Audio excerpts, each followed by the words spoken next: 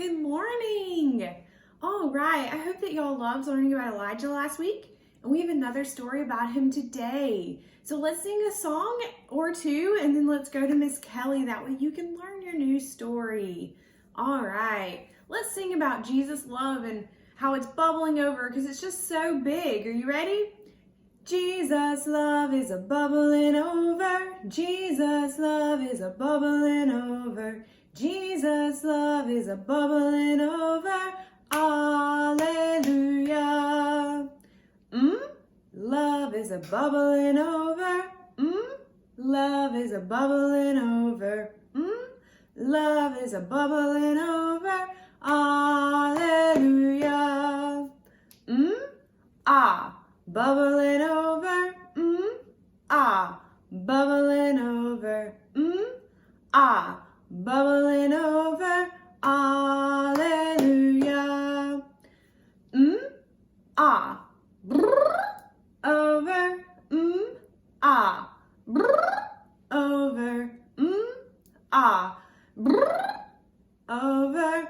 Alleluia. Brr, woo. Brr, woo. Brr, woo. Alleluia. All right. I thought it would be fun this morning if I actually taught that same song to you because there's only 4 words in another language. All these songs that I sing with you every week, I had to learn in the language of Kiswahili. And so we're going to do it. And since you take out a word every time, we're just going to learn it in another language. Are y'all ready? Y'all are going to be so smart this morning. Yesu apenda kuzunguka nyuma. Got it? Yesu apenda kuzunguka nyuma. Yesu apenda kuzunguka nyuma. Alleluia. You think you got that? Let's do it one more time before we start taking it out. Yesu apenda kuzunguka nyuma. Yesu apenda kuzunguka nyuma. Yesu apenda kuzunguka nyuma. Alleluia. All right. Apenda kuzunguka nyuma. Apenda kuzunguka nyuma. Apenda kuzunguka nyuma. Alleluia. Kuzunguka nyuma. Kuzunguka nyuma. Kuzunguka nyuma. Alleluia. Brr, nyuma. Brr, nyuma. Brr, nyuma. Alleluia. So all those words together are Yesu apenda kuzunguka nyuma. Jesus' love is a bubbling over. Yesu apenda kuzunguka nyuma. Alleluia. See, y'all learned something new today. All right. Well, let's go to Miss Kelly and learn more about Elijah. Have a good morning. Good morning, everybody. I hope you've had a great morning so far. We are back this morning and we are still talking about Elijah. Now, Elijah was a prophet of God. We learned that a prophet is a faithful servant and someone who God uses for his will and to send messages to his people, and someone he talks to, and someone who listens to God.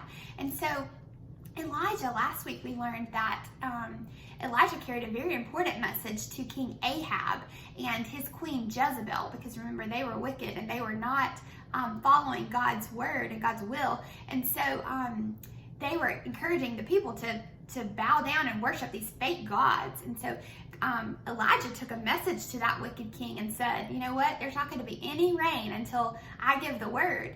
And so there was going to be kind of a famine in the land because there was no rain and a drought. And so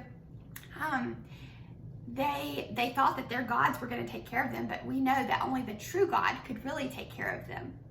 So after that, Elijah went to the river, and there he sat and he was fed by the ravens. Remember, God sent the ravens to him to bring him meat and bread so that he was not hungry. And God told him that he had another plan for him. So in 1 Kings chapter 17 is where this story is. And God sent Elijah to the town of, I want to say it right, Zarephath. Now that's a fancy word. So there was a town called Zarephath, and he told Elijah to go there and to find a widow, and that widow was going to give him food. Okay, so he went to Zarephath, and there he saw the widow, and she was gathering sticks near the city gate. And he told her, he said, "Can you go get me some water to drink?" And so on her way to get the water, he said, "Also, bring me back some bread." Now, she doesn't know this man, but she trusts God, and she said, "I'm so sorry. I only have a little bit of flour and a little bit of oil for my son and I to eat, and we're just gonna have to use that up until we don't have any more food. We don't know how we're gonna get more." And Elijah told her that if she would make his bread first, that she would always have oil and flour in her jar to make her bread. Now let's think about this for a minute. She doesn't know this man. She's not friends with him. But you know who she does know? She knows God, and she trusts him.